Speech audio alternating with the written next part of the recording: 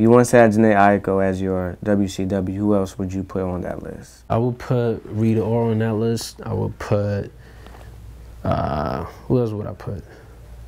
I would put Rihanna on that list.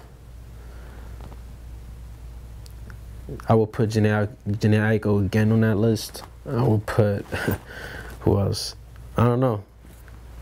Up top, you know what I mean? Right. Anybody that I see that look good, you know. So your song Money is about a stripper with goals of doing more with her life. What made you write that song?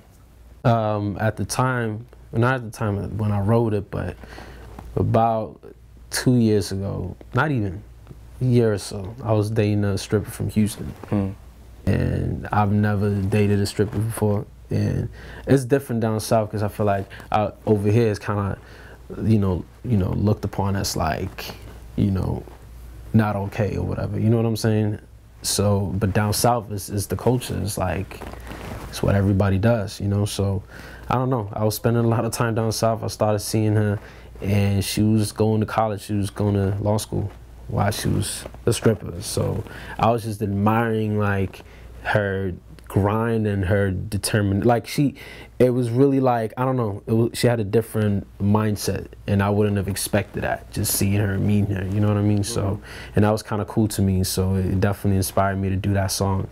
I have another song that I'm actually about to put out in about a week, actually. It's coming out. It's called Put It Down, which is about the same girl. All right, so how do you feel about today's just the strip club culture now, and how it's becoming like more prominent? Like all the rappers and people in the industry are fascinated with like these strippers and their bodies and all of that.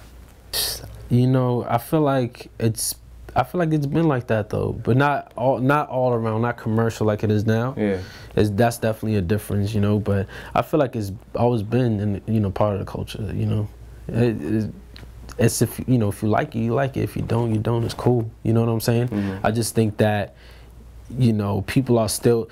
Let's say you're not singing about it, you're not putting it out there, but on your own time, you still go to the strip clubs. Like you still, you know, flock with the strippers. So if that's you, why not just put it in your music? Why not just put it out there? I definitely think that it can get too much of that, because when it becomes a trend or something that people feel like they have to do, you know, to, I don't know, for whatever reason, then it just becomes corny, it becomes too redundant and just, you know, just whack. But, you know, if that's your thing, that's your thing, you know.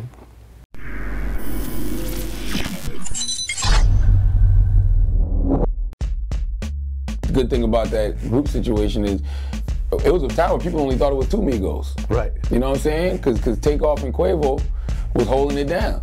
And they was putting away money for Offset.